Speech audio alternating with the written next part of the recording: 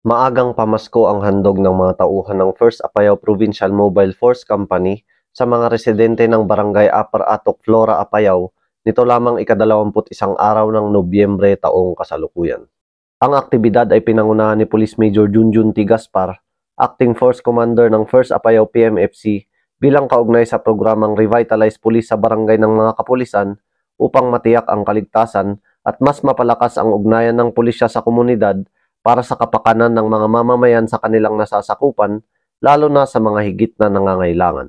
Dito ay namahagi ang ating mga kapulisan ng relief goods mula sa local government unit ng Flora, kasabay ng pamimigay ng masusustansyang pagkain, pagsasagawa ng libreng gupit, pagbibigay saya sa pamamagitan ng sayaw, at parlor games na masayang nilahukan ng 75 mag-aaral ng nasabing lugar. Samantala, lubos naman ang pasasalamat ng mga magulang at punong barangay na si Honorable Jeanette Daligdig sa ibinahaging saya at tuwang handog ng ating mga kapulisan katuwang ang ibang ahensya ng gobyerno para sa kanilang mga anak.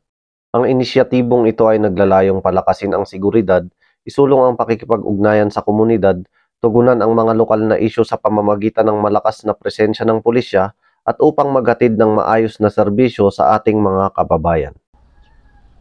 Mula dito sa Camp Dangwa, La Trinidad, Benguet, ako po ang inyong PNN Correspondent Patrolman Rafin Judswaya, alagad ng batas, taga-taguyod ng Balitang Pulis.